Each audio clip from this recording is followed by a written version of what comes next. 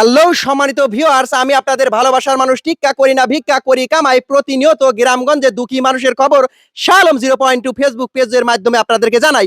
তেমন একটি খবর নিয়ে আজকে হাজির হয়েছি সিরাজগঞ্জ জেলার উল্লাপাড়া থানার পঞ্চকুশি ইউনিয়নের অন্তর্গত বেতবাড়ি গ্রামে।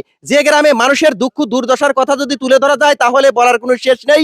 আসলে আপনারা দেখতে পাচ্ছেন যে আমার পিছনে যে রাস্তা, এটা হচ্ছে সম্পূর্ণ কাদা মাটির রাস্তা এবং মানুষের যোগাযোগের যে ব্যবস্থা সেটি অবশ্য প্রচুর পরিমাণ দুঃখ দুর্দশার কিন্তু দিন পার করছে বেতবাড়ি গ্রামের লোক। কারণ যেটুকু রাস্তা আছে তার পুরোটাই কাদা এবং আর বাকি যেটুকু আছে সেটুকু কিন্তু ভেঙে গেছে, বস্তা দিয়ে কিছু মানুষ আটকে রেখেছে, কিন্তু সেভাবে কিন্তু কাজ হচ্ছে না। আসলে এখানে প্রতিনিয়ত যদি ছাত্র ছাত্রী স্কুলে যেতে বাধা এবং রুগী নিয়ে একটা লোক যেতে বাধা, কারণ বেতবাড়ি গ্রামের মেন চলাচলের রাস্তাই হচ্ছে এটা।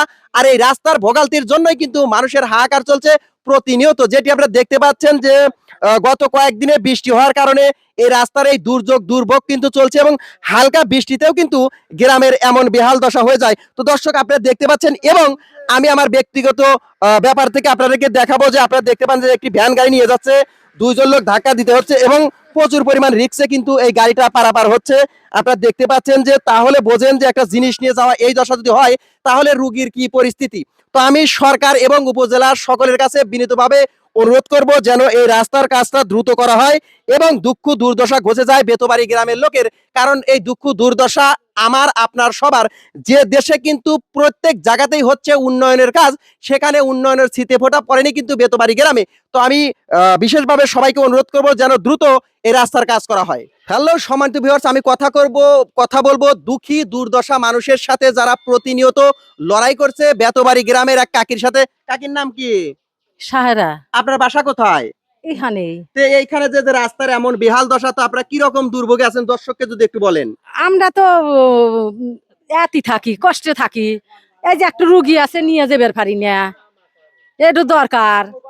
অবশ্যই দরকার, আসলে একটা রুগী আছে। সম্মানিত ভিউয়ার্স, আমরা কথা বলবো এখানকার স্থানীয় আর একটা ভাইয়ের সাথে। ভাইয়ের নাম কি? আমার নাম মোহাম্মদ এনামুল হক, বাসা এখানে বেতবাড়ি। তো আপনাদের এই রাস্তার পরিবেশ সম্পর্কে যদি একটু দর্শককে খোলাসা করে বলেন আর কি। ভাই পরিবেশ বলতে কি বলবো, এই যে এই যে পাকার মাথা, এখান থেকে ধরেন যে 3 কিলো রাস্তা হবে, খুব বেহাল দশা, মানে কেদা বালুই, ঠিক আছে। মানুষ আসতে মানে একটা রুগী ঠিক মতো আসতে পারে না, এইখানে পাকার মাথায় এসে আসতে হয়। একটা এইখানে ধরেন যে তাও আমাদের পূর্ব সাতবাড়িয়া বেতবাড়ি মিলে প্রায় 4000-এর উপরে ভোটার আছে, তাদের খুবই খারাপ অবস্থা। একটা স্টুডেন্ট ঠিক মতো যাইতে পারে না, বৃষ্টির জন্য স্কুলে যেতে পারে না। আবার এই রাস্তাটা ধরেন যে আমি সরকারের কাছে নিজের ব্যক্তিগতভাবে আবেদন করব যে আমাদের এই রাস্তা যেন তাড়াতাড়ি সংকোচন করার ব্যবস্থা করে দেয়, রাস্তা যেন তাড়াতাড়ি ভালো করার করে দেয়। আমাদের এই যে চিকিৎসার যে অবস্থাটা, চিকিৎসার একটা ঠিক মতো নিতে পারি না। একটা ছেলে মেয়ে স্কুলে যেতে পারে না, বৃষ্টি হলে যাইতে পারে না, রাস্তায় পড়ে যাওয়ার ভয়ে একটা খুব খারাপ অবস্থা। সরকারের কাছে খুবই আবেদন আমাদের এই রাস্তা যেন অতি দ্রুত তাড়াতাড়ি কাজটা করে দেয়।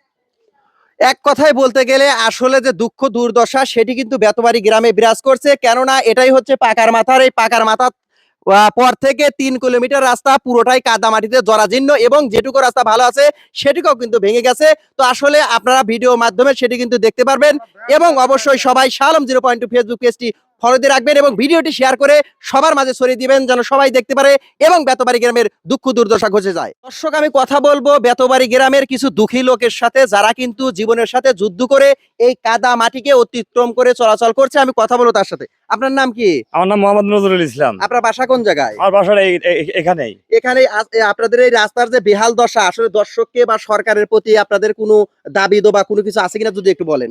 আমরা আশায় আছি যে আমাদের নতুন সরকার এসে আমাদের দুর্দশাটা উনি দেখবেন। আমরা সেই অপেক্ষায় বসে আছি। এখন এখান থেকে একটা গাড়ি যাবে নলি পারে, আমাদের কাজ ফালা দিতে সে গাড়িটা তুলে দিতে হয়। অবশ্যই আমাদের খুব কষ্ট হয়ে গেছে এই রাস্তার জন্য, রুগী এখান থেকে যেতে পারে না, অবস্থা খুবই খারাপ। বৃষ্টি নামলে পারে মনে হয় যে কেউ এই রাস্তায় কোনো লোড কিছু নিতে পারে না। আমরা খুব কষ্টে আছি, আমাদের সরকার যেন আমাদের এই কষ্টটা যেন দূর করে দেয়, এটা আমাদের সরকারের কাছে আকল আবেদন। কষ্টের আমার এগুলা ভাগি যেন আমাদের সরকার যেন নিয়ে নেয়। অনেক অনেক ধন্যবাদ। আসলে কষ্টের ভাগ অবশ্যই সরকারকে নিতে হবে, কেননা গ্রামগঞ্জের যে পরিস্থিতি সেটি আপনারা স্বচক্ষে যদি দেখতে চান অবশ্যই আসতে হবে এবং ভিডিওর মাধ্যমে আমরা যতটুকু পারলাম আপনাদেরকে দেখানোর জন্য চেষ্টা করলাম। আসলে বেতবাড়ি গ্রামের যে বেহাল দশা সেটি কিন্তু উল্লাপাড়া থানার পঞ্চকুশি ইউনিয়নের অন্তর্গত বেতবাড়ি গ্রাম।